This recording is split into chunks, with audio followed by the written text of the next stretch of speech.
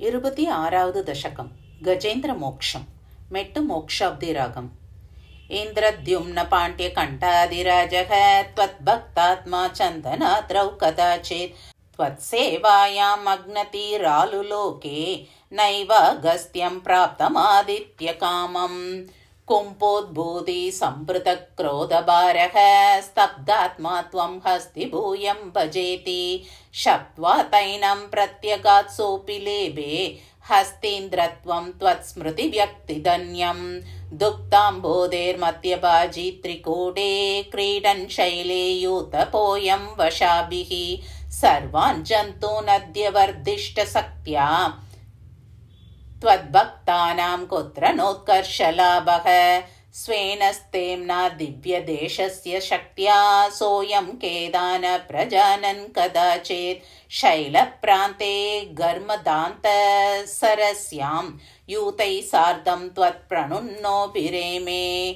हुहुस्तावद्देवलस्यापि शापात् ग्राहीभूतस्तज्जले वर्तमानः जग्राहैनं हस्तिनं पाददेशे शान्त्यर्थं हि श्रान्तिदोषि स्वकानां. त्वत्सेवाया वैभवा दुर्निरोधं युध्यन्तं तं वत्सराणां सहस्रं प्राप्ते काले त्वत्पदैकाक्यसिद्ध्यै नक्राक्रान्तं हस्तिवर्यं यदास्त्वम्. आर्तिव्यक्तप्राक्तनज्ञानभक्तिः शुण्डोत्क्षिप्तैः पुण्डरीकैः समर्चन् पूर्वाभ्यस्तं निर्विशेषात्मनिष्ठं स्तोत्रश्रेष्ठं सोन्वगातीन् परात्मन्. नारायणाखिल गुरो भगवन्नमस्ते नारायणाखिल गुरो भगवन्नमस्ते नारायणाखिल गुरो भगवन्नमस्ते. श्रुत्वा स्तोत्रं निर्गुणस्तं समस्तं ब्रह्मेशात्येनाहम् इत्यप्रयाते सर्वात्मा त्वं भूरि कारुण्यवेगात् दाक्ष्यारूढप्रेक्षितो भूत्पुरस्तात्.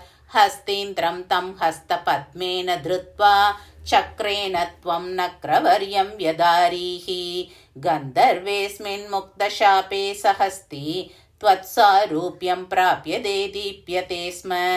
एतद्वृत्तं त्वाञ्च माञ्च प्रगेयो गायेत् सोऽयं भूयसे श्रेयसे स्यात्. इत्युक्त्वैनं तेन सार्धं गतस्त्वं धिष्ण्यं विष्णो पाहि वातालयेश. श्रीहरये नमः. सर्वत्र गोविन्दनाम संकीर्तनं गोविन्द गोविन्द.